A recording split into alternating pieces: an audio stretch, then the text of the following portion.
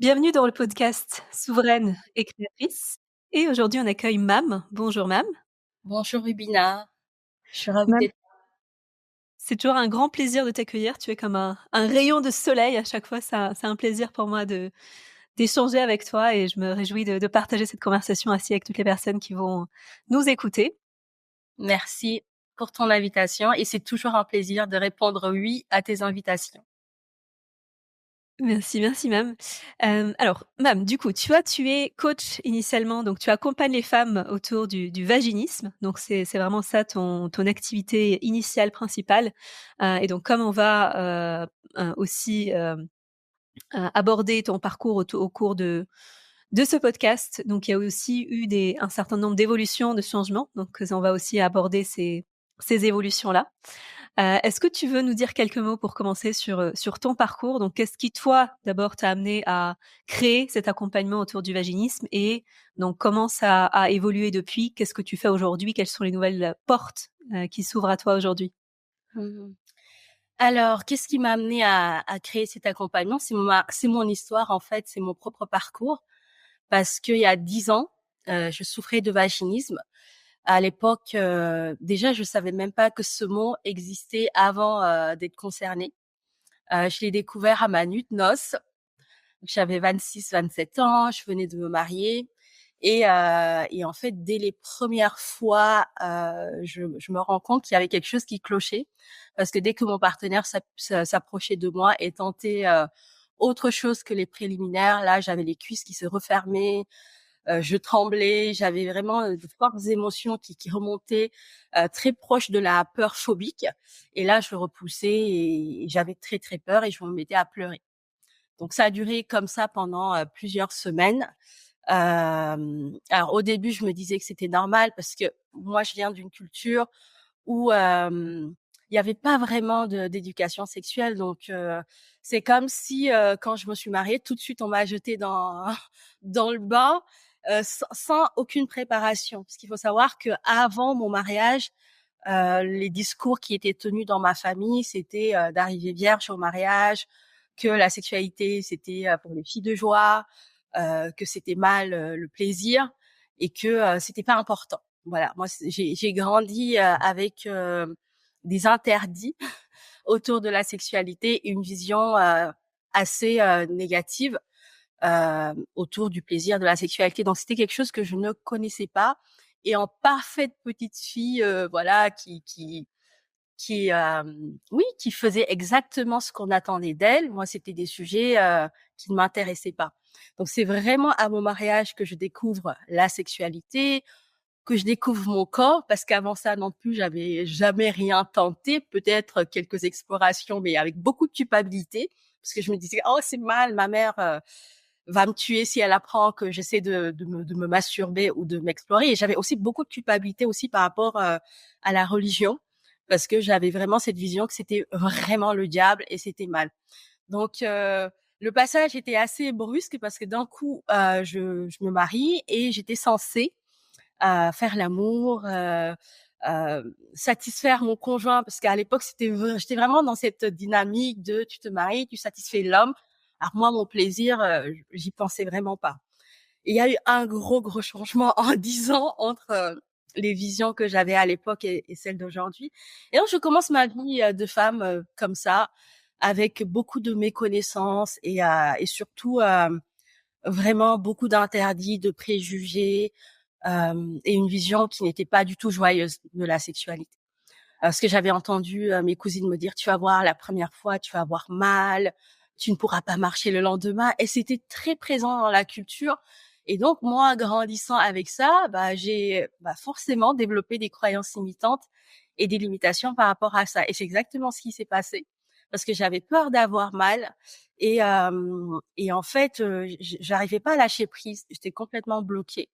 Et ça a duré comme ça à plusieurs mois jusqu'au jour où je vais consulter mon médecin traitant qui me parle de vaginisme pour la première fois, mais sans me donner aucune explication. Il me dit juste, ah, ça doit être du vaginisme parce que je lui avais partagé les difficultés que j'avais. Et là, en fait, je sors de son cabinet, je vais sur Internet, je tape vaginisme et c'est là où je découvre tout ce qui se disait et effectivement, les symptômes que je lisais étaient très, très proches de ce que je vivais. Donc là, c'était le gros choc et je me disais: «Mais c'est pas possible, je peux pas avoir ça», parce que je voyais que c'était un trouble sexuel et donc moi, je me disais que j'avais pas de trouble. Parce que je me disais: «Mais comment je peux avoir un trouble? Je suis une fille normale». Mmh. À l'époque, je pensais que j'avais une éducation normale, que tout ce que j'avais vécu jusque-là était normal. Je remettais pas en question, l'éducation sexuelle que j'avais reçue. Et en fait, ça commence comme ça et donc effectivement, c'est du vaginisme et à partir de là, bah, en fait, s'ouvre pour moi tout un chemin, incroyable de transformation, mais qui n'a pas été facile parce qu'il y a eu beaucoup, beaucoup d'étapes, mais qui m'a permis de comprendre beaucoup de choses, de remettre en cause aussi beaucoup de choses et surtout de me révéler tout au long de ce chemin, de guérison. Et alors, ce qui se passe en ce moment-là, donc moi, j'étais obsédée par, pourquoi mon corps n'arrivait pas à s'ouvrir. Enfin, je voulais absolument comprendre l'origine de mon blocage. Je me disais: «Mais d'où ça vient? Pourquoi?» et cetera. Et dans cette quête de compréhension, cette quête même de sens de ce vaginisme, pourquoi il était là, bah, je comprends beaucoup de choses.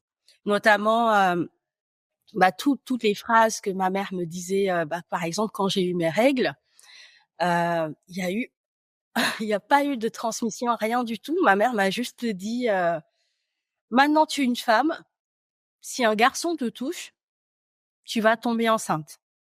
Voilà, c'était son discours et puis elle a demandé à ma cousine de m'expliquer pour les serviettes hygiéniques et c'était hyper tabou, elle était très gênée et moi je comprenais pas trop, le début de mon cycle, menstruel, ce sang, d'où ça venait. J'avais pas vraiment d'informations dessus.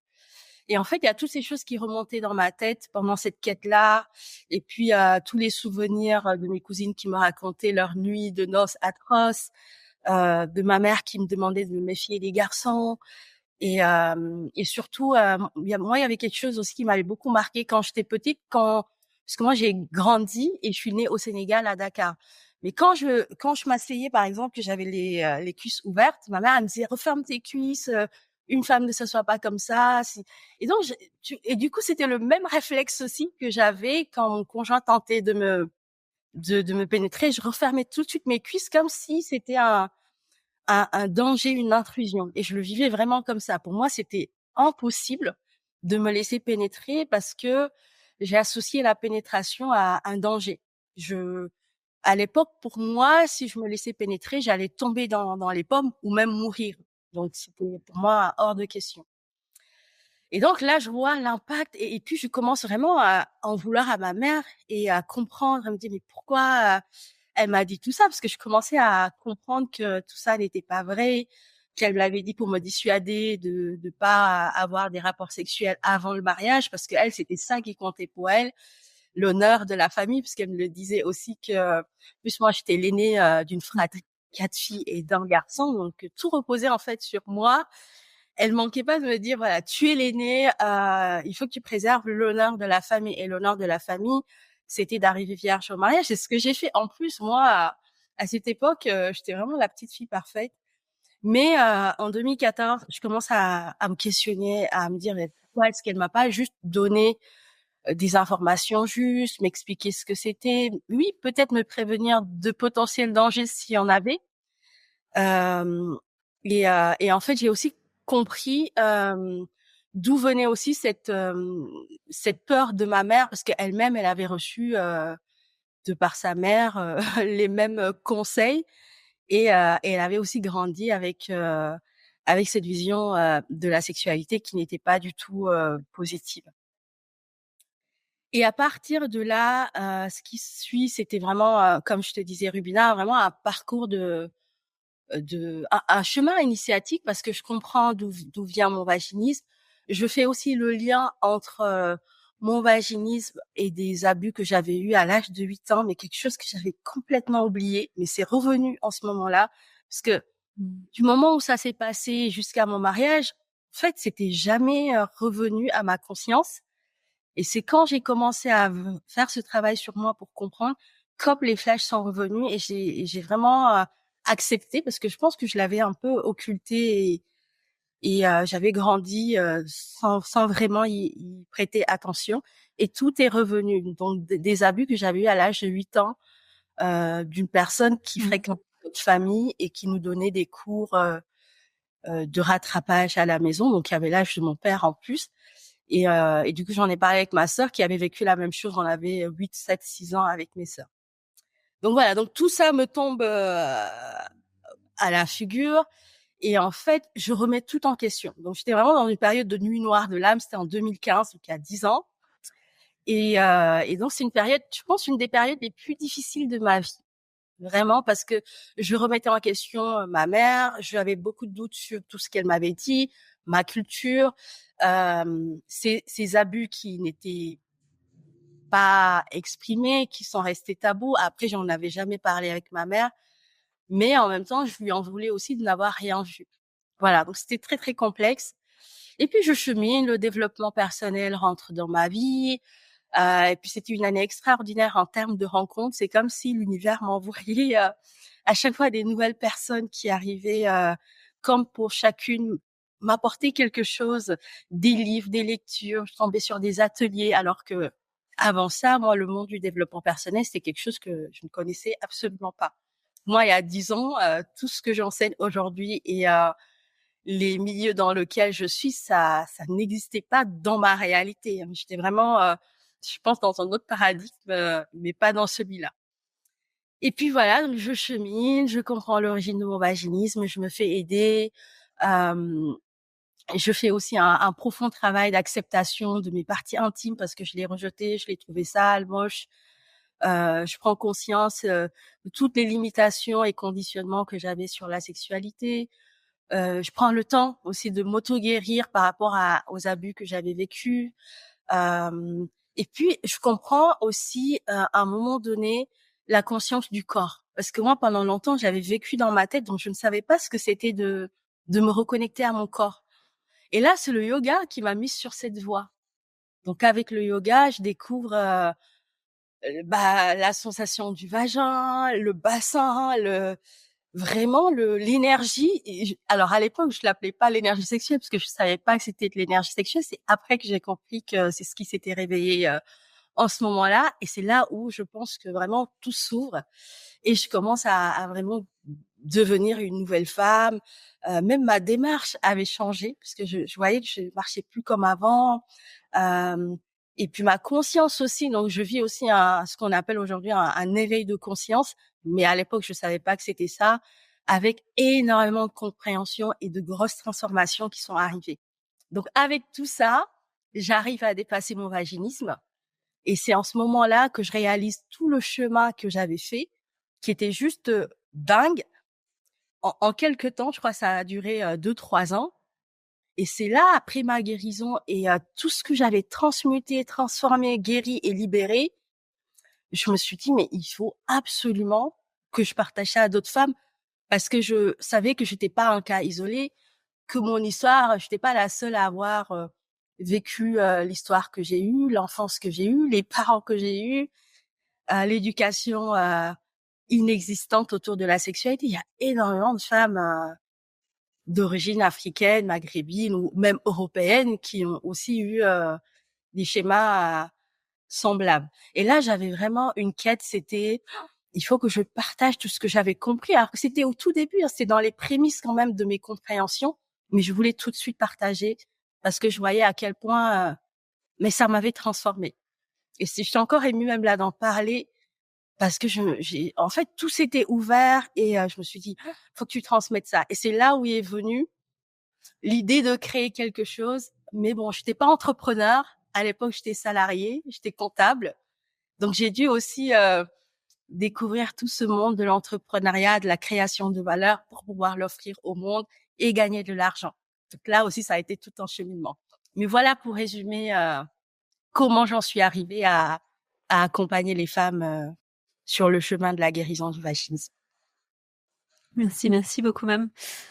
Tu abordes des thématiques très, très importantes et qui font aussi partie pleinement de mon travail. Donc, même si je travaille pas spécifiquement autour du vaginisme, donc le bassin, la connexion au bassin, c'est vraiment une des thématiques principales de mon travail. Et tu mentionnes vraiment des thématiques qui sont importantes, je pense, à souligner. Donc la question du trauma. Donc moi, c'est l'un des chocs que j'ai eu quand j'ai commencé à accompagner les femmes autour de l'intime, c'est la proportion de femmes qui ont pu subir des traumas. Donc c'est absolument choquant en fait la quantité de femmes qui ont pu subir des violences sexuelles à l'âge adulte ou dans l'enfance. Mais complètement. L'éducation, effectivement, c'est aussi un des gros facteurs. Donc toutes les croyances qu'on va récupérer de la société, de la famille, de l'entourage, qui vont en fait nous refermer. Et ce que je trouve intéressant aussi, c'est que certes, ça a un impact majeur pour beaucoup de femmes dans leur intimité, mais je trouve aussi que ça a un impact majeur aussi dans l'ensemble de notre vie. Donc c'est-à-dire que quand on subit un trauma, quand on subit un viol, que ce soit à l'âge adulte, que ce soit dans l'enfance, il y a un certain nombre de choses qui se ferment en nous en fait. Et je trouve que ça empêche aussi de nous exprimer en fait dans le monde. Et je trouve que l'un des cadeaux aussi de ce travail de guérison qu'on fait, c'est effectivement il y a un changement dans l'intime, mais c'est aussi il y a un changement majeur dans notre vie. Est-ce que c'est quelque chose que toi tu as pu ressentir dans ta vie? Donc le fait d'aller voir ce trauma, de guérir ce trauma, comment est-ce que ça a influencé en fait ta vie, ton expression dans le monde? Bah, complètement, parce que moi, en fait, avant, parce que je parle toujours d'avant et après, parce qu'il y a eu tellement eu d'évolution que même avec le temps, je me dis: «Waouh!» Il y a 10 ans, j'étais, une jeune femme, bah, déjà, j'avais pas du tout confiance en moi, j'avais peur du monde, en fait, j'avais peur du monde. J'étais très refermée sur moi-même et j'avais très peu d'ambition, en fait. Je pensais pas que j'étais capable de grandes choses, de réaliser tout ce que j'ai pu réaliser par la suite et il y avait en moi aussi, tu vois, ça avait aussi développé, un vide intérieur que je ressentais beaucoup à l'époque, mais je savais pas vraiment c'était quoi ce vide. Et puis une peur de tout en général, vraiment peur de tout, peur de pas être aimée, peur d'être rejetée, peur de manquer, enfin toutes les peurs quasiment existentielles, je les avais et elles étaient très très actives et euh, et j'avais en fait pour moi la vie c'était la survie. Voilà. J'avais pas cette idée d'une vie qui peut être joyeuse, extraordinaire, merveilleuse. On peut réaliser nos rêves, vivre une vie sereine, épanouie. Moi, c'était vraiment, tu vois, c'était comme si mon corps, non seulement s'était refermé, mais était en mode lutte et guerre permanente, en fait. Je sais pas si tu vois ce que je veux dire, mais j'étais vraiment dans une lutte. Tu vois, la vie, c'est dur, il faut se battre.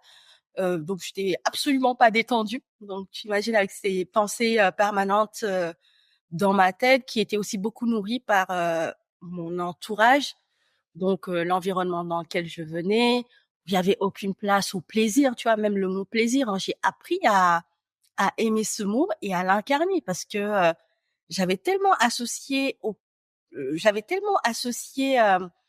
le plaisir à quelque chose de mal, parce que pour moi plaisir, mais tu vois même le plaisir de manger quelque chose, le plaisir de se poser et de s'émerveiller d'un coucher d'un soleil, enfin pour moi c'était même pas quelque chose qui existait en fait dans mon champ de réalité ou de conscience. Donc moi ça m'avait refermée, j'avais beaucoup de peur et j'avais pas une vision d'une vie où tout est possible, où je peux faire ce que je veux, réaliser mes rêves.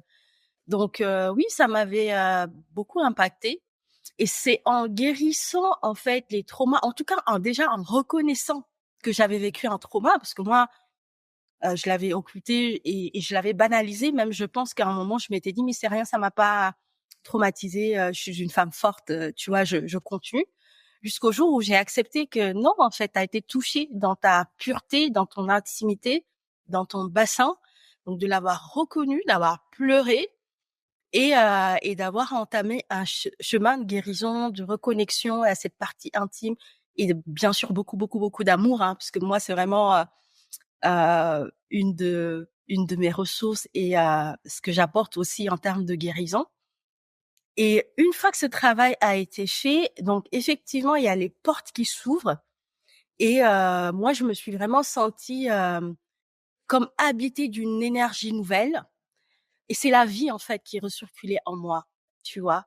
C'est comme si, j'étais passée d'un état tu sais, d'une terre aride, sèche et voilà, à une terre fertile, vivante, et je ressentais la vie en moi. Je ressentais, mes chakras, chose qu'avant, je savais même pas qu'il y avait des centres énergétiques dans le corps. Donc je pouvais sentir l'énergie circuler en moi. Et à un moment donné, tellement eu peur de ça que j'ai failli, tout refermer parce que je me suis dit: «Oh là là, c'est quoi ça? Dingue!» Et en fait, je me sentais mais inarrêtable. Enfin, j'étais vraiment dans une des fois, je peux partir dans des états modifiés de conscience où j'étais vraiment, tu sais, en unité avec l'univers, où j'avais l'impression qu'on pouvait faire des choses extraordinaires. Et là, je me dis: «Ah ouais», et c'est en ce moment-là que j'ai compris, début de compréhension de pourquoi est-ce qu'on nous avait coupé de cette puissance-là. Parce que je me suis dit, peut-être que ça leur faisait peur qu'une femme soit aussi puissante et puisse, comprendre tous ces secrets que son corps de femme, lui réservait. Donc ils ont voulu, voilà, couper tout ça, et puis, chose qui est quand même assez dommage.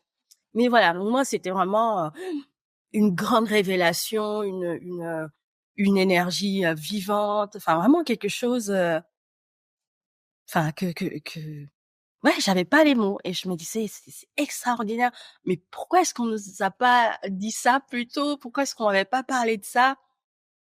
Et tout s'est ouvert, la créativité, tu vois, par rapport à mes projets, bah, l'abondance, fait de recevoir de l'argent d'un coup, alors qu'avant, je sais pas, je gagnais ce que je gagnais, annuellement, je pouvais le gagner en un mois, tu vois? Tu te dis: «Ah ouais, c'est possible». Et c'est là où tu vois que tu as vraiment ouvert quelque chose au niveau de ta matrice, et que là, à partir de ce moment, tout arrivait et ça circulait, quoi. C'était beaucoup plus fluide, même les interactions avec les autres, c'était plus sain, enfin les relations, enfin ouais, ouais, ouais, clairement. Donc oui, je confirme que j'ai vécu cette évolution, et tout ce qui s'en est suivi par la suite. Mmh. Merci pour ce partage, je trouve ça très inspirant et je pense que c'est important aussi d'en parler parce que ça ouvre vraiment, le champ des possibles, en fait, pour les femmes parce que, souvent quand les femmes vont venir dans ce travail-là, elles vont venir, d'un espace de, il y a un problème, il y a quelque chose que j'ai envie de transformer, il y a quelque chose qui ne fonctionne pas dans ma vie. Donc ça peut être une porte d'entrée, mais il y a aussi tout l'autre côté, en fait, tout le champ des possibles qui s'ouvre, tout cet aspect d'expansion. Et Mmh. je pense que c'est important de parler des 2 aspects. Donc oui, à la fois, ça a des répercussions pratiques, concrètes, sur des choses qui ne fonctionnent pas dans l'intime et à la fois, de l'autre côté, il y a aussi tout ce qui s'ouvre. Et ce que je trouve intéressant aussi, c'est que,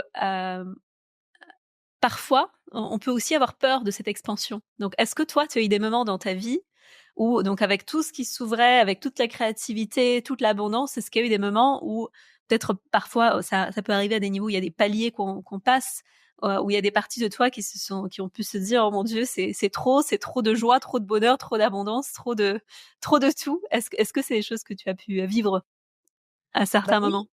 Oui, oui, il y a eu des peurs avec, en fait, moi, ma peur, c'était, jusqu'où tout ça peut aller, tu vois? Je me disais, Hein, hein, hein, hein.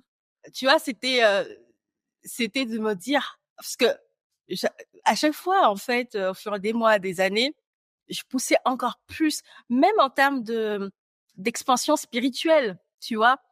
Parce que ça Mmh mh. venait aussi avec, l'expansion spirituelle, les compréhensions, les reconnexions, et je me disais, «Waouh, jusqu'où tout ça peut aller?» Et je savais que c'était illimité, en fait. Donc je pense que cet illimité-là, à un moment, ça m'a fait peur. Parce que je pense que j'avais, aussi le conditionnement de choses, tu sais, limitées. Tu as un chemin, tu sais, de A à B, ça se termine à, je sais pas, à Z, et c'est terminé. Et là, de pas savoir jusqu'où ça va, donc de pas avoir une limite de tout ça, oui, ça m'a fait peur. Et en même temps, ça m'a excitée aussi parce que je me dis, on a un potentiel illimité, et que si, on s'engage sincèrement dans cette démarche, on peut créer, l'illimité, on peut créer, voilà, donc tout ça m'excitait aussi. Donc c'était vraiment les 2 pans. D'un côté, waouh! jusqu'où je vais aller, parce que à l'époque, j'avais 30 ans. Je me dis, je n'ai que 30 ans. Si je continue comme ça à 50 ans, mais qui je serai avec tout ce que ça amène en termes d'abondance de joie, mais aussi de responsabilité aussi, hein, parce que ça vient aussi avec ça et d'apprentissage tu sais, d'enseignement de tout ce que ça vient. Parce que moi, en tout cas, mon expérience, c'est que avec toutes ces évolutions, il y a aussi un autre pan qui va être un peu les challenges pour te préparer à encore aller plus loin. Donc, il y avait aussi ce côté-là un peu dont peu de personnes parlent, qui aussi me faisait peur, tu vois, de me dire, OK, c'est génial, plus d'expansion, plus de réalisation, plus de créativité, plus d'expansion spirituelle. Mais à côté, est-ce que tu es prête aussi à, à cheminer, à grandir aussi avec tous ces challenges, apprentissages, enseignements qui venaient avec, hein, parce que pour moi, en tout cas, ça a été ça mon expérience, c'était les deux faces de la médaille. Alors évidemment, il y avait quand même une plus grande partie de joie et de bonheur, mais à côté, il y avait aussi tous les challenges que je pouvais rencontrer pour comprendre, me dépasser, passer au step d'après et avoir d'autres postures que je n'avais pas au départ. Je sais pas si ça te parle, mais voilà, moi, il y avait ça aussi, ce côté. Complètement. C'est vrai que toutes les femmes, les femmes avec lesquelles je peux échanger, donc les femmes de mon entourage avec lesquelles j'ai des liens proches, donc c'est des sujets qu'on aborde effectivement dans nos conversations, parce que c'est en vrai, c'est un chemin qui demande énormément de courage. Donc le courage d'aller à l'intérieur, le courage d'affronter, le courage d'aller affronter nos peurs, le courage d'aller affronter les blessures. Pour moi, une expansion qui est pérenne, une expansion qui est solide, elle repose sur ça, elle repose sur une solidité intérieure et qui nécessite effectivement de se confronter à des espaces en nous qui peuvent être difficiles. Il y a aussi des circonstances à l'extérieur qui peuvent être difficiles. Est-ce que tu peux nous donner un exemple que tu as pu traverser et que tu as pu alchimiser et transformer? Ah mais clairement, moi d'ailleurs pour revenir sur, je vais d'abord partager moi ma vision de la souveraineté. C'est pour moi ce que c'est. Mmh mh. Mmh. En fait, pour moi c'est déjà pour moi c'est une posture de leadership en fait. La souveraineté, si je la définis, je dirais que c'est une posture de leadership. C'est la capacité à faire des choix conscients et éclairés à partir de son âme et de son cœur et libéré de tout ce qui est dogme, conditionnement, autorité extérieure ou regard des autres, projection, attente, etc. Donc, t'imagines, ça demande énormément de courage et d'audace. Donc moi, en fait, ma vie depuis 10 ans, ça a été un chemin à chaque fois où j'ai dû me positionner, faire des choix parce que c'était aligné avec mon cœur et mon âme, même si ça déplaisait à ma famille proche. Ça a valu des fois des ruptures familiales. Et tant que j'étais moi dans ma vérité, j'y allais. Alors oui, ça crée beaucoup de souffrance parce que voilà, c'est la famille, il y a un lien qui est là. Mais tu vois, la souveraineté, moi, elle est où je me raccroche toujours à la souveraineté, c'est que tant que mon cœur et mon âme me disent que c'est ça, j'y vais. Même si ça convient pas à mes traditions familiales, au conditionnement de la société, au dogme. En fait, moi, je mettais toujours en avant ma liberté d'être moi-même, en fait. Tu vois, moi, cette notion de liberté qui est une valeur chère à mon cœur parce que c'est pas quelque chose qui a été inné dans ma vie. J'ai toujours été la chercher, la liberté, parce que dans la culture dans laquelle j'ai grandi, cette notion de liberté, elle n'existe pas vraiment. En fait, tu as tes parents qui décident pour toi et puis ton frère qui va donner son avis sur tes choix, même amoureux, professionnel. Et donc, d'ailleurs, dans la culture sénégalaise, il y a un mot qui s'appelle Amkilife. En fait, c'est une vertu, mais vraiment une vertu mise sur un piédestal qui veut dire accepter l'autorité des autres. Donc, t'imagines, moi, j'ai grandi dans ça. Et puis, d'un coup, je commence à vouloir être libre, faire mes choix, euh, affronter, en fait, toutes ces personnes qui ne veulent pas, en fait, quelque part, ils veulent que tu restes un peu sous leur... parce qu'ils pensent te protéger. Donc, encore une fois, c'est pas quelque chose qu'elles font de façon consciente pour me nuire ou autre, mais dans leur représentation, c'est comme ça, c'est le papa, la maman qui décide pour la fille et le frère peut décider et après c'est le mari qui prend le relais. Donc si j'avais fait le choix de rester enfermée, mais jamais de la vie j'aurais eu la vie que j'ai, j'aurais pas fait ce métier que je fais, j'aurais pas fait les choix de partenaire de vie ni de lieu de vie parce que ça ne leur correspondait pas. Donc pour revenir à ta question, tu vois, moi, il y a eu tellement de choses. Moi, ça a été plutôt des challenges extérieurs. Oui, j'ai eu mes peurs, mais mes peurs à chaque fois, j'ai réussi à les alchimiser parce que j'ai cette capacité donc alchimiste pour transmuter. Mais moi, c'était le plus challengeant, c'était l'extérieur. C'était ma famille principalement. Tu vois, moi, ça n'a pas été facile. Peut-être pour certaines personnes, ça peut être complètement ridicule, mais ma coupe de cheveux. Parce qu'avant, je portais des extensions et à 2 ans, j'ai décidé de couper mes cheveux. Mais ça a créé un drame, alors que c'est rien en soi. Quand tu repenses, tu te dis, mais sauf que dans ma culture, une femme, bah, elle porte pas les cheveux courts. Donc t'imagines, moi, ça, je dis non, j'avais envie de ça, ça m'appelait et je l'ai fait. Ça a été jusqu'à des fois mes tenues vestimentaires. Je me rappelle une fois ma mère qui me dit, ah, arrête de porter des robes sexy, habille-toi d'une telle façon, dans notre culture, c'est mal vu. Et puis les gens vont dire que si ça sur toi, tu dis, écoute maman, moi, j'entends bien, mais moi, c'est comme ça que j'ai envie de m'habiller. Tu vois, ça a été même sur les choix de mon partenaire de vie. Tu dois le choisir comme ça, pas de telle façon. Il doit faire partie de telle culture ou pas d'une autre. Et moi, ça a toujours été, non, je fais ce choix-là. Donc oui, ça a valu des fois des ruptures, des réconciliations, des prises de distance, des réunions.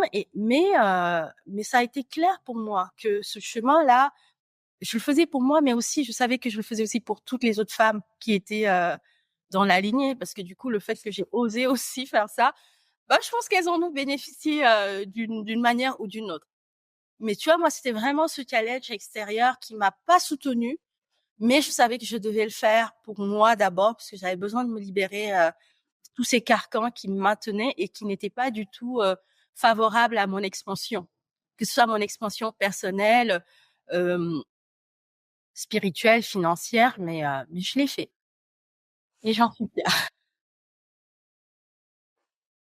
C'est il faut des gens qui ouvrent des portes, donc les personnes qui ouvrent de nouveaux espaces. Tu as aussi mentionné la notion de responsabilité et d'apprentissage. Pour moi, c'est vraiment aussi deux notions clés qui vont complètement main dans la main avec avec la femme souveraine et créatrice. Donc la responsabilité de sa vie, la responsabilité de ses choix, la responsabilité de ses situations. Et en fait, pour moi, le prolongement naturel de la responsabilité, c'est aussi le fait de prendre conscience que c'est moi qui crée ma vie, donc que je peux transformer les choses qui ne me conviennent pas. Et cette notion d'apprentissage aussi. Donc moi, c'est aussi quelque chose qui est central dans ma vie personnelle. Donc cette notion de constante évolution, donc à la fois d'apprentissage à travers mes processus intérieurs et aussi d'apprentissage dans le fait d'être exposé à d'autres personnes qui peuvent venir apporter en fait dans mon univers une nouvelle façon de voir les choses, une nouvelle façon de d'agir, de me comporter, de quelque chose qui apporte du nouveau par rapport à mon monde intérieur. Dans ton parcours personnel, quelle a été l'importance de ces deux notions-là? Donc cette notion de responsabilité personnelle et cet aspect d'être en évolution constante à travers les apprentissages extérieurs ou intérieurs. Alors, par rapport à la responsabilité personnelle, c'est le jour où j'ai compris que oui, j'avais grandi dans un univers qui n'était pas favorable à, à la femme que je voulais devenir, mais à un moment donné, j'étais une femme adulte et que mes parents ont fait de leur mieux, de ce qu'ils pouvaient faire. Pour eux, c'était ce qu'il fallait faire, mais qu'à un moment donné, je devais prendre la responsabilité sur ma vie, que c'était à moi de réécrire la suite de l'histoire. Donc, jusqu'à temps que j'étais un peu sous leur responsabilité, jusqu'à ce que je suis partie, en fait, parce que moi, je suis née au Sénégal et je suis arrivée en France après mon bac pour mes études. Et en fait, cette arrivée en France a été aussi pour moi, alors que je n'ai pas forcément cherché, c'était une suite logique de la vision que mes parents avaient de ma vie, mais finalement qui a été une opportunité parce que du coup le fait que je sois partie et puis tout ce parcours que j'ai eu avec le vaginisme, les clés, les compréhensions, mon éveil de conscience et tout ce qui s'en est suivi. À un moment donné, je me suis dit, écoute, Mam, bon, tes parents ont fait de leur mieux. Certes, c'était pas l'éducation idéale dont tu rêvais. Peut-être que tu aurais aimé avoir d'autres modèles, mais aujourd'hui, tu es adulte. bah, c'est à toi de prendre la responsabilité de la suite. Et si tu ne le fais pas, en fait, tu vas juste bah, poursuivre ce que eux ont entamé, parce qu'ils étaient prêts à encore peut-être jusqu'à 50 ans diriger mes choix, etc. Mais à un moment donné, j'ai dit stop. Maintenant, je suis responsable, je suis adulte. Tant que j'étais enfant, j'étais peut-être dans une forme d'insouciance, d'inconscience. Mais maintenant, non, je dois pouvoir faire des choix alignés avec qui je suis profondément. Et en ce moment-là, j'ai pris vraiment la responsabilité de ma vie. Ce qui fait qu'aujourd'hui, quand quelque chose m'arrive, je suis incapable de dire c'est de la faute de mes parents parce que j'estime que non, depuis bien longtemps, je suis plus, ils sont plus responsables de ma vie. Aujourd'hui, tous les choix que j'ai faits, je les ai assumés, qu'ils aient été positifs ou négatifs, mais c'est ma responsabilité. Donc ça, c'est vraiment arrivé aussi, je pense, avec cet éveil d'énergie sexuelle, peut-être de conscience de mon corps, de compréhension de qui j'étais vraiment. Et voilà. Donc, en termes de responsabilité, ça a vraiment été ça. Et en termes d'enseignement constant, moi, j'ai la croyance que on est sur Terre pour continuer à évoluer constamment, en fait. Donc ça, je l'ai très vite intégré, ce qui fait que bah, en 6 mois, moi, j'évolue tellement vite. En 6 mois, il y a déjà, enfin, des fois, je me dis, mais en janvier, oh mon Dieu, mais c'est comme si ça faisait déjà 2 ans, en fait. Parce qu'entre-temps, il s'est passé tellement de choses que pour moi, c'est devenu un art de vivre, d'évoluer, de comprendre, de grandir, d'apprendre des gens, des autres. Et de telle façon que quand quelque chose arrive dans ma vie, tout de suite, ce que je me dis, c'est quoi la clé? Tu vois, même si c'est un challenge, ok, je vois le challenge, je vais le gérer, je trouverai les ressources, ça pas de problème. Mais attends, c'est quoi l'enseignement? Qu'est-ce que c'est là pour, voilà, comment ça peut me faire grandir? Du coup, ça m'a aussi facilité quelque part ma vie parce que je ne me focus plus sur les problèmes, pourtant j'en ai, mais je vais plutôt voir, ok, il y a un problème, ok, comment je vais régler ça, tac, tac, tac, et puis hop, créativité, solution, et puis ça passe. Mais derrière, je vais toujours me dire, OK, qu'est-ce que ça m'a appris? Qu'est-ce que je devais apprendre de ça? Alors, sans que ça devienne obsessionnel non plus, tu vois, moi, c'est assez pragmatique, Mmh c'est hop, mh. je comprends et hop, je passe après à autre chose. Je reste pas dessus 10 mois pour comprendre quoi que ce soit. Mais voilà, c'est devenu un style de vie. Je vis avec toutes ces voilà, c'est devenu quelque chose, je pense, que je pourrais pas vivre euh, sans cette évolution et cet apprentissage constant. Et d'ailleurs, je dédie beaucoup de mon temps, beaucoup d'espace intérieur pour cela aujourd'hui. Beaucoup de temps. euh, Parce que je me rends compte que dans ma semaine, tu vois, oui, j'ai des choses à faire par rapport à mon business, mais quand même beaucoup de temps. Tu as beaucoup de temps, voilà. Et des fois, c'est peut-être même plus efficace que faire des choses, tu vois, voilà, même si c'est important de poser des actions, des stratégies, des actions.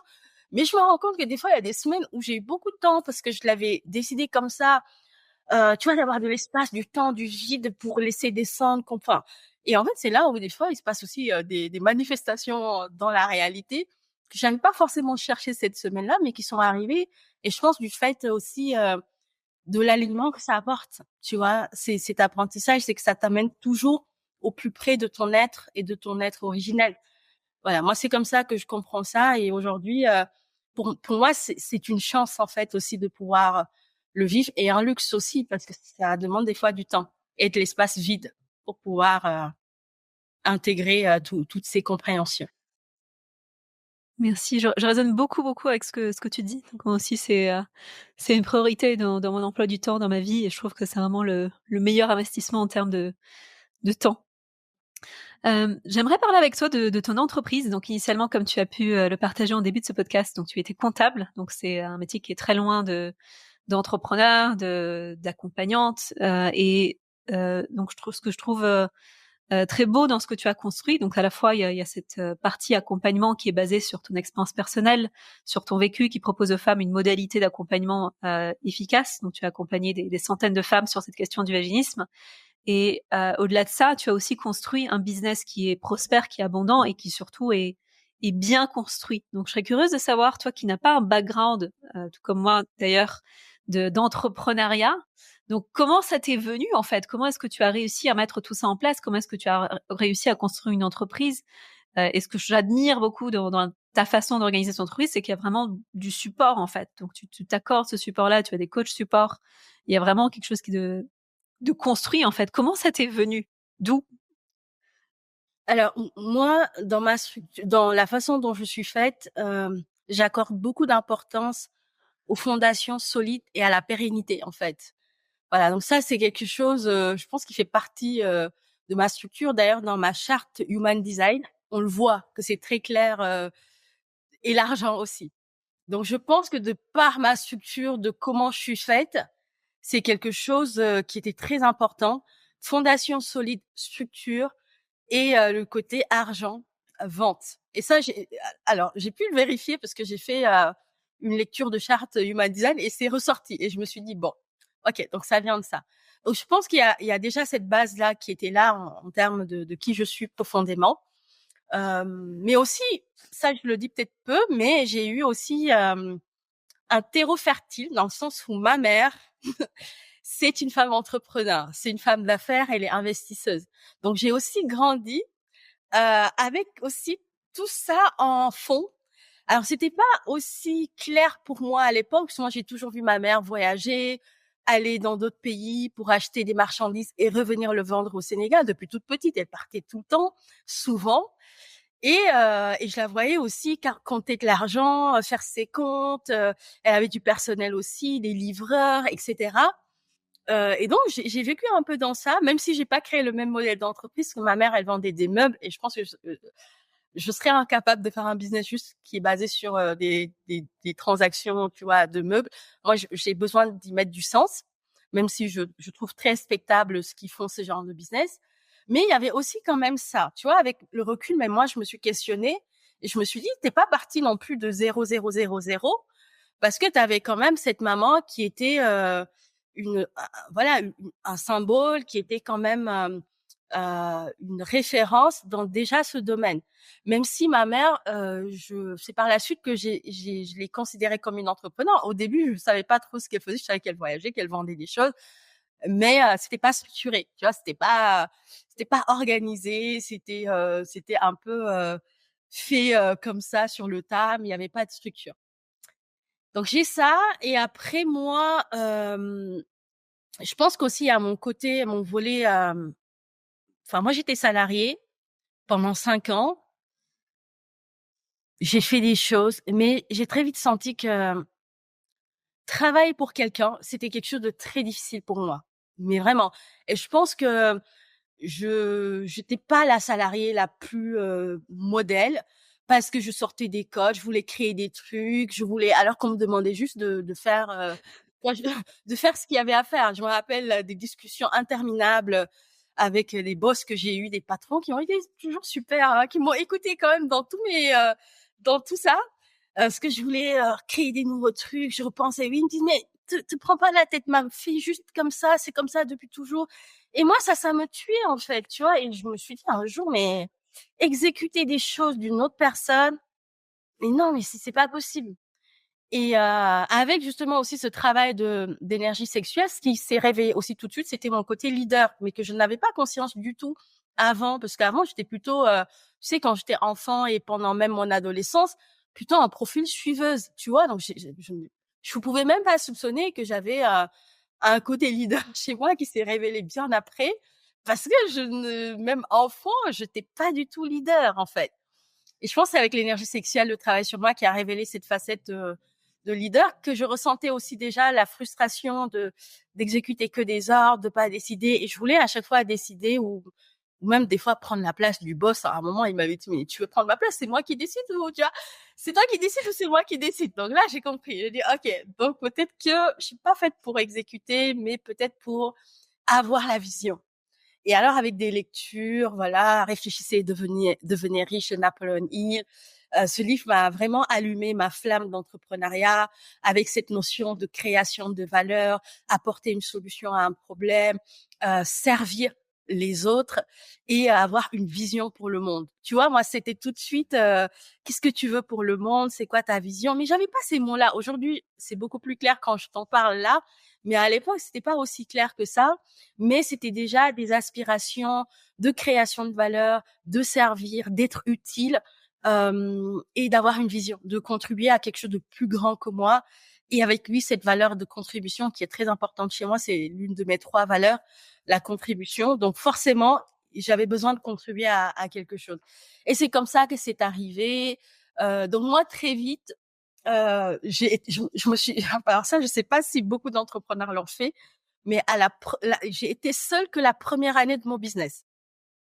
Seule, la première année de mon business. Dès la deuxième année, j'ai pris une assistante. Je me suis entourée comme si j'étais déjà, comme si j'étais à 5 ans de mon business. Et avec le recul, je me dis, mais qu'est-ce que j'ai fait? Mais c'était parfait. Parce que pour qui je suis aussi. Et puis, tu vois, je suis pas une entrepreneur intégratrice à bosser 10 heures par jour. C'est impossible pour moi. Dans ma structure, je peux pas bosser plus de 4-5 heures. Si je fais ça, en fait, il y a une partie de mon être qui se dégrade. Je sais pas comment l'exprimer parce que j'ai besoin des moments d'espace intérieur dont on parlait, où je me pose, où je médite, où je laisse arriver, je canalise, etc. Donc, si j'occupe tout mon temps à faire des choses opérationnelles, je pense que je m'éteins. Et donc, ça aussi, je l'ai ressenti. Et dans Human Design, je suis manifesteur. Donc, le manifesteur, c'est le leader visionnaire. C'est pas une personne qui va exécuter tout le temps des tâches, même si j'en fais et j'aime faire ce que je fais. Et du coup, j'ai compris qu'il fallait que je trouve d'autres personnes qui avaient plus d'énergie et qui pouvaient implémenter dans la matière mes idées, ma vision.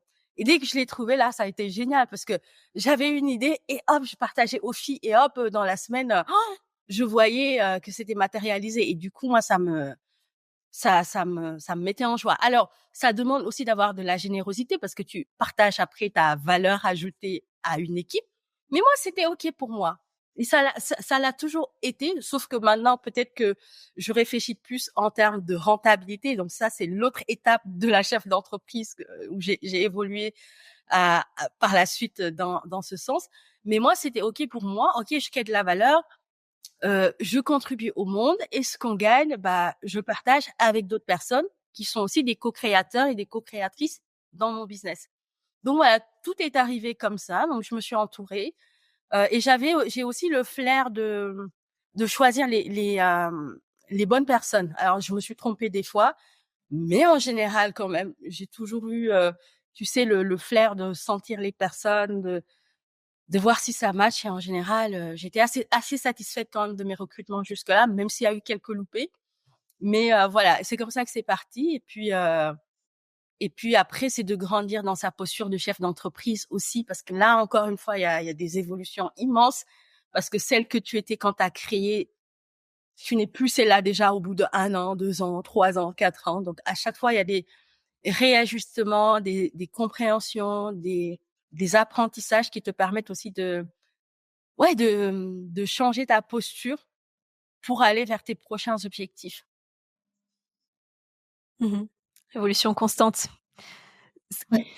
Sur le marché français, je trouve qu'il y a quand même, tu vois, il y a une limitation il peut avoir une limitation sur le fait d'accompagner et gagner de l'argent. Tu vois, il y a encore quelque chose de cet ordre-là sur le marché français qui est présent, que je trouve beaucoup moins présent, par exemple, sur le marché anglo-saxon.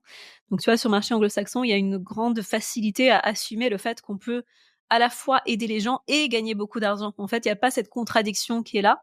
Alors qu'en France, il y a quand même ce truc-là qui est quand même présent. Est-ce que c'est quelque chose que tu ressens et qu'est-ce que tu aurais à dire en fait aux personnes qui accompagnent en fait, et parce que pour moi c'est juste aussi quand on accompagne aussi d'être dans l'abondance, y compris dans l'abondance financière. C'est quelque chose que je vis aussi et que qui me tient à cœur de transmettre. Qu'est-ce que tu auras partagé sur le sujet? Qu'est-ce que toi à un moment donné il y a eu des oppositions dans ton esprit, ou est-ce que ça a toujours été clair et limpide que les deux sont tout à fait conciliables? Alors moi, ça a toujours été clair et limpide. Alors ne me demande pas comment j'ai fait parce que c'est honnêtement quelque chose que je n'ai pas travaillé. Je pense que c'était, tu vois, ça doit venir aussi pareil de ma structure. À aucun moment dans ma tête, je me suis dit, tu peux pas gagner de l'argent, t'es dans le don. D'ailleurs, quand on me le reprochait, parce qu'il y en a qui me le disaient, comment tu peux facturer autant alors que tu te tues dans l'aide, etc. Je ne comprenais même pas. En fait, c'est comment, je me dis, de quoi elle parle? Non, moi, ça a été toujours limpide. Je crois que j'ai eu cette chance aussi, peut-être d'avoir eu très peu dès le début quand j'ai commencé. Alors, ça veut pas dire que par la suite, j'ai pas eu, quand j'ai dû passer des paliers, des blocages au niveau de est-ce que je suis capable de faire tel montant mensuel. Mais en tout cas, au début, j'avais pas du tout ça, en fait. Donc, je pense que c'est ça qui m'a aidée aussi parce que comme je l'avais pas comme un blocage ou croyance limitante. Je suis allée all-in. Enfin, je suis allée dans le truc à fond. Alors, qu'est-ce que j'ai à partager là? Il y a deux choses qui me tiennent vraiment, vraiment à cœur. La première chose, c'est que je pense profondément que les personnes qui devraient gagner le plus d'argent, ce sont les personnes qui sont dans la relation d'aide et qui permettent à l'humanité, au monde d'évoluer, qui permettent aux personnes de guérir. Parce que je trouve qu'en termes de contribution et en termes de création de valeur, enfin, il n'y a pas plus beau. Voilà. Donc, mais ça, c'est vraiment personnel. Et d'ailleurs, dans ce que j'ai incarné avec mes mantras, enfin, je sais pas, où je note vraiment les phrases, et c'est les guérisseuses, les alchimistes, les canals, les médiums, toutes ces personnes qui contribuent au mieux-être collectif, mais devraient être multimillionnaires. Parce que pour moi, ils apportent tellement de bien à l'humanité que pour moi, ça doit être les personnes les plus riches. Et ça, je le crois profondément. Et en fait, derrière, qu'est-ce que j'aimais? Je me dis, c'est les personnes qui apportent l'amour. Et l'amour, pour moi, c'est la chose qui a le plus de valeur. Et voilà. Et d'autre part aussi, je pense que pour ces personnes, elles devraient vraiment faire un travail sur elles par rapport à ces limitations, par rapport à l'argent. Parce que je crois aussi que quand on œuvre pour le bien-être collectif, qu'on apporte de l'amour, qu'on guérit, qu'on aide, en fait, c'est l'univers qui nous récompense directement. Donc, faut être ouverte à recevoir l'argent de l'univers qui passe par nos clientes. Et je pense que la croyance limitante, et qu'est-ce qui coupe ça, c'est que la personne, elle va se dire, oui, mais je devrais, hop, elle coupe le canal. Parce que moi, je crois que quand j'aide mes clientes à guérir du vagisme, qu'elles me paient avec joie, avec bonheur, qu'elles, oh, Mab, je t'ai fait le pire, moi, je suis trop contente.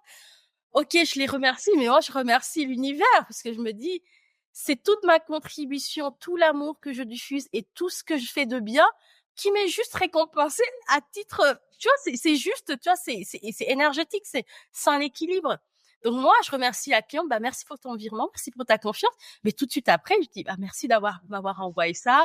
Et en fait, c'est aussi, pour moi, ça m'encourage à rester encore plus alignée sur ce chemin de contribution, d'amour, de don de soi, etc. Parce que je sais que de toute façon, l'abondance et l'univers va arriver. Donc, je pense que pour celles qui ont encore, tu vois, cette dichotomie de on peut pas gagner de l'argent en faisant du bien ou en aidant ou en étant dans l'accompagnement, ben en fait, elles coupent le canal de l'abondance naturelle. Et dernière chose aussi, et ça c'est vraiment aussi une croyance que j'ai, c'est que c'est un magnifique travail qu'on fait. Donc pour moi, c'est vraiment des artisans de lumière et c'est complètement aligné avec l'abondance naturelle de l'univers. En fait, c'est pas l'un ou l'autre. Pour moi, c'est un tout et c'est unifié. Tu vois, donc dans sa tête, quand tu commences à voir que c'est différent, etc., tu vois, tu es dans la dualité. Tu es dans la dualité. Et donc, tu crées aussi toutes des énergies de peur, de manque, etc. Alors, quand tu te dis, je fais du bien, j'apporte au monde de l'amour, de la joie, je suis dans l'unité, je suis dans des fréquences hautes, mais ça va aussi avec l'abondance, la beauté et toutes ces énergies très hautes en vibration dont l'argent fait partie. Donc, il ne devrait pas avoir de séparation. Tu vois, quand tu commences à penser comme ça, tu te dis, mais c'est l'unité. Enfin, moi, aujourd'hui, quand je pense à l'argent, je pense à amour, je pense à vibration, je pense à client qui me paie, le client me donne de l'amour, je lui donne de l'amour. Donc, il n'y a aucune connotation négative ou malsain ou quelque chose qui est lié à ça. Et je pense que c'est ça qui fait que je le vis très, très bien, le fait de gagner de l'argent, de faire des chiffres d'affaires, parce que pour moi, c'est complètement lié avec l'abondance, l'amour, ce que je fais, et que tout est en ensemble avec de l'unité, de l'harmonie, et que c'est lié, en fait. Tu fais du bien, tu reçois de l'abondance. Normal, tu vois. Voilà, je choisis Je d'avoir cette partage approche. complètement.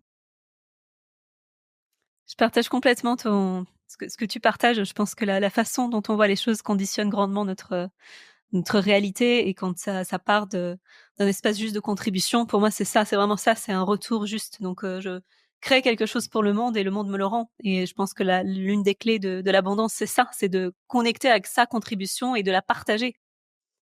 Exactement. Et on est appelé à le faire. En fait, je me dis, si on a tous ces dons, ces talents et cette contribution, c'est notre rôle, notre mission de l'apporter au monde. Et donc, naturellement, l'univers te renvoie un juste retour de ta contribution sincère. Alors, je pense qu'aussi, la notion d'alignement, elle est importante. C'est-à-dire, ta contribution, Pour moi, c'est une contribution alignée avec ton cœur, fait avec amour et pour le bien collectif et que ce soit quelque chose de très sincère et pas pour faire du mal ou créer le chaos ou je sais pas quoi d'autre. Mais en tout cas, pour contribuer à une harmonie de l'amour, de la joie dans le monde. Mmh. Quelle est ta vision même aujourd'hui? Donc, tu as cette activité centrée sur l'accompagnement du vaginisme. Donc, il y a aussi d'autres choses qui s'ouvrent dans ton monde, dans ta vie professionnelle aussi. Qu'est-ce que tu as envie de créer? Donc, si tu connectes vraiment avec, le désir profond, quel est ce désir? Qu'est-ce que tu as envie de créer? En fait, moi, je suis là pour diffuser l'amour, en fait. Moi, ma grande mission, au-delà du vaginisme, d'accompagner des entrepreneurs ou de créer un membership des cercles de femmes, mon message, en fait, c'est la puissance de l'amour, la magie et la puissance de l'amour dans le monde. C'est vraiment d'apporter des ressources, un cadre et aussi des messages pour faire prendre conscience à l'humanité que l'amour est vraiment l'énergie la plus puissante pour être heureux, pour être dans la joie, pour manifester, créer la vie de ses rêves, pour pouvoir aussi faire du bien dans le monde. Donc moi, en fait, aujourd'hui, je suis coach, mais j'aurais pu être chanteuse, en fait. Tu vois ce que je veux dire? Pour moi, coach, entrepreneur, art tu vois, artiste, autre, des fois, je me dis: «Mais c'est juste le canal. Demain, je pourrais être autre chose, mais tant que je suis connectée à cette mission, à ce message, c'est OK pour moi». Donc je ne m'attache pas à la forme que ça prend aujourd'hui. Je sais que ça passe aujourd'hui par ma mission d'accompagnante et aussi d'accompagner des entrepreneurs du mieux-être à développer une activité qui a du sens pour le monde. Donc, tu vois, je contribue aussi parce que dans mon accompagnement business, j'accompagne pas n'importe qui. Pour moi, c'est vraiment important que ce soit des personnes, des âmes qui sont aussi là pour contribuer au mieux-être collectif, apporter de l'amour, de la joie. Et pareil avec le cercle que je vais créer, c'est pour permettre aux femmes de reconnecter à leur plein potentiel pour pouvoir émaner de l'amour, de la joie. Donc ça aurait pu être aussi aller chanter à l'opéra tous les soirs tant que je diffuse cet amour ou créer ou faire des créations qui auront de la valeur, attention, ou peindre. Mais tu vois, c'est juste des formes différentes. Et d'ailleurs, moi, je pense que je pourrais peut-être, des fois, je me dis, ah, mon chéri, je sais pas, j'ai l'impression que dans quelques années, je serai sur des scènes à donner, je sais pas, des spectacles, ça pourrait être des one-man shows, parce que des fois, j'ai un côté un peu délirant et qui peut faire rire mon entourage. Donc, je suis pas fermée sur la forme. Aujourd'hui, je sais que c'est ça, mais je sais que demain, ça pourrait être sur une scène tous les soirs à faire des représentations de one-man show tant que je continue à diffuser mes messages et qui sont des messages qui me tiennent à cœur. Donc voilà, moi, mon rêve, c'est vraiment, quand je vais mourir, de me dire, le, le temps que j'ai passé sur Terre, je l'ai passé à vraiment contribuer à un monde avec plus d'amour et en vivant au plus près de mon être originel, qui est l'amour, en fait. Donc, en contribuant à un monde avec plus d'amour, mais en l'incarnant aussi, parce que des fois, tu entends des personnes parler d'amour, mais en fait, il faut l'incarner. C'est-à-dire dans ton lien avec ta famille, ton équipe, les personnes qui sont autour de toi. Enfin, moi, je sais que c'est tellement naturel chez moi parce que dès que je connecte avec une personne, inconsciemment, tout de suite, ça vient, c'est comment je peux lui apporter, je sais pas, une lumière, de la joie, quelque chose, même dans un court message, et que la personne se sente mieux et que ça illumine sa journée, je suis heureuse. Je le fais avec mon banquier, je le fais avec tout le monde. Et là, je me dis, mais pourquoi tu mets des cœurs partout, tes lumières, tes émoticônes, même à ton banquier, il va pas comprendre et tout. Je dis, écoute, ça va lui faire du bien. Donc, tu vois, et c'est naturel et je fais tout le temps et ça, c'est ma plus grande joie. Je me dis, voilà, aujourd'hui, tu as parlé à combien de personnes et ces personnes, qu'est-ce que tu leur as apporté? Même avec les membres de mon équipe, c'est toujours beaucoup de bienveillance avec mon chéri, mes enfants. Alors, ça peut m'arriver aussi de m'énerver, de péter un câble, mais je garde toujours cette intention, cette mission qui est chère à mon cœur et je pense sincèrement que j'ai été créée pour contribuer à cela et pour mon plus grand bonheur parce que c'est une belle mission. Je confirme, c'est toujours très agréable d'échanger avec soi et même dans des petits messages, tout simples, je ressens toujours beaucoup de chaleur, de bienveillance, d'amour donc c'est je confirme ce que tu partages. Les femmes qui nous écoutent, donc les femmes ou les hommes d'ailleurs, qu'est-ce que tu pourrais faire passer comme message pour que chacun, chacune entre dans cette puissance intérieure, en fait? Donc dans le toi, c'est l'amour, mais pour d'autres personnes, c'est peut-être autre chose qui passe par eux. Donc qu'est-ce que tu pourrais dire aux personnes qui nous écoutent, qui pourrait les guider, en fait, à incarner pleinement ce qu'elles ont envie d'incarner? Mmh. Moi, je pense que ça passe principalement par la connaissance de soi et l'écoute de soi, tu vois? Parce que tout ce que je dis aujourd'hui, c'est le fruit d'un long cheminement où j'ai pris le temps Mmh aussi mh. Mmh. d'aller me connaître. C'était tout ce que je raconte là, il y a 10 ans, c'était pas du tout, d'actualité. Donc je pense vraiment que ça passe par la connaissance de soi et l'écoute de soi. Donc je ne peux que les inviter à prendre ce temps-là, de se connaître, de connaître, leur mission, leur message, qu'est-ce qu'ils sont venus apporter, c'est quoi leur rôle, le jeu qu'ils sont venus faire, parce que pour moi, c'est un grand jeu et chacun a son rôle à jouer dans cet équilibre, général, dans cette harmonie, collective. Donc de vraiment prendre ce temps, pour moi, c'est pas du temps perdu. Au contraire, c'est le temps le mieux investi.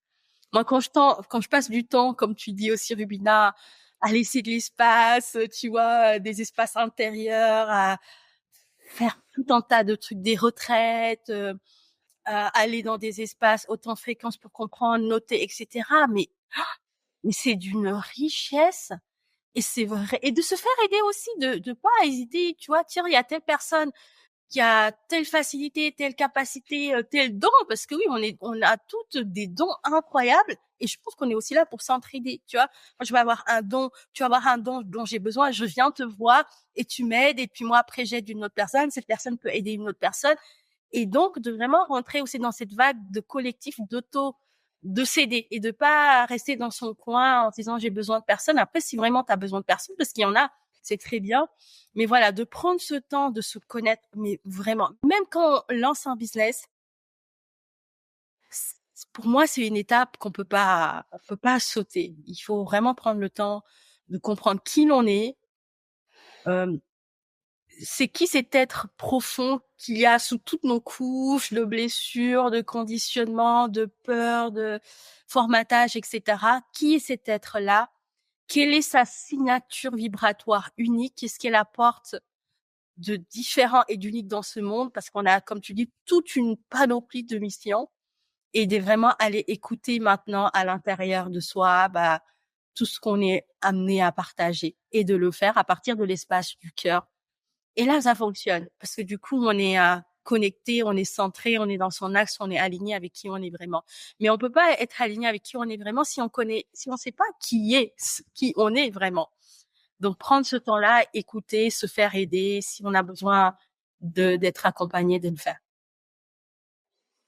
Merci même, je te rejoins à 100 sur ce conseil, donc je pense que c'est absolument essentiel de se connaître et aussi au fur et à mesure du temps, on change aussi. Donc c'est aussi le fait d'être à l'écoute de soi, ça nous permet aussi d'être à l'écoute de nos évolutions personnelles, de nos évolutions intérieures qui font que il y a peut-être d'autres étapes de vie qui arrivent.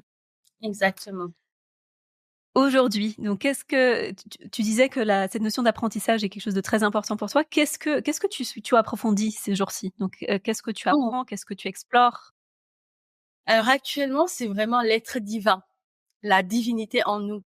Donc, ça fait déjà un moment, mais je pousse encore plus loin.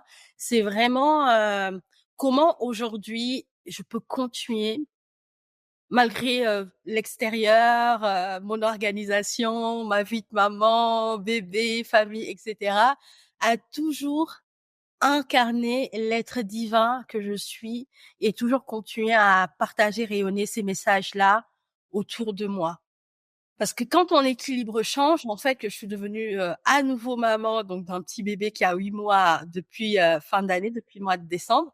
Donc c'est une autre organisation. Donc c'est dans tout ça, comment réussir à toujours garder son axe malgré que c'est pas facile, les nuits sont plus courtes, il y a d'autres besoins, etc. Et voilà, moi c'est vraiment cet être lumineux divin en nous, comment le cultiver parce que je sais qu'on a tous cette divinité, cette lumière et comment continuer à le faire grandir et l'incarner au quotidien. Et cette notion vraiment de lumière en nous, parce que je crois profondément que on porte chacune une lumière et j'ai vraiment envie de pouvoir peut-être même plus tard donner des enseignements sur comment déjà le découvrir, le nourrir, faire grandir et l'incarner. Voilà, donc actuellement c'est vraiment cette notion de divinité, d'être lumineux, de d'incarnation dans la matière et sur terre. Merci, merci. Pour conclure ce podcast, est-ce que tu voudrais partager avec nous, donc les femmes qui aimeraient travailler avec toi, donc quelles sont les options disponibles en ce moment? Alors, actuellement, il y a mon programme phare autour de la guérison du vaginisme. Et actuellement, je suis très contente parce que j'attire des femmes qui sont vraiment dans cette quête-là de transformation, euh, de guérison, qui sont dans cette responsabilité. Tu vois, alors, il y a un temps, peut-être il y a 4 ans, j'avais des femmes qui étaient pas encore dans leur pleine responsabilité, donc que je devais aussi amener à ça. Mais là, ces derniers temps, c'est vraiment des femmes qui sont déjà dans la responsabilité, qui veulent évoluer, qui sont dans cette conscience de se transformer, d'accéder à leur être originel, à leur essence. Donc ça, c'est vrai que comme on évolue, en fait, je pense qu'aussi les personnes qui se branchent à nous évoluent aussi et sont attirés par ce qu'on émane. Donc ça va être donc c'est mon programme phare d'accompagnement pour toutes les femmes qui souffrent de vaginisme et qui désirent vivre une transformation. Et c'est cette transformation intérieure qui va leur permettre de se libérer du vaginisme, qui, je le rappelle, au-delà d'être un trouble sexuel féminin, d'être un blocage au niveau de la sexualité, d'être une somatisation, c'est aussi un message d'alerte du corps qui nous invite à aller regarder en nous toutes nos parts blessées, toutes nos parts, toutes les parts dont on s'est coupé et qui aujourd'hui ont besoin d'être aimées, d'être apaisées, d'être libérées, d'être harmonisées. Donc c'est vraiment tout un chemin et un voyage intérieur dont le seul but, c'est de revenir à l'amour en soi, donc à son essence profonde. Donc pour toutes ces femmes, mon programme existe et j'en suis très fière parce que c'est un programme qui aujourd'hui a changé la vie de plus de 550 femmes et qui va continuer à le faire. Et en parallèle, pour toutes les personnes qui aspirent à créer un projet qui a du sens pour le monde, qui a envie de contribuer à une humanité avec plus d'amour, de joie et qui a un projet qui lui tient à cœur. Je pense qu'aujourd'hui, avec l'expérience et tous les enseignements que j'ai, je peux aider cette personne à matérialiser dans la matière un business au service de sa contribution unique pour le plus grand bien de ses futurs clients et aussi pour le monde.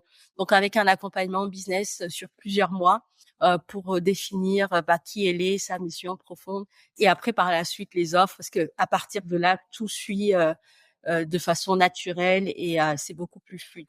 Et enfin, je vais créer, mais ça c'est plutôt fin d'année, un cercle des queens pour justement aussi développer toute cette notion de souveraineté, de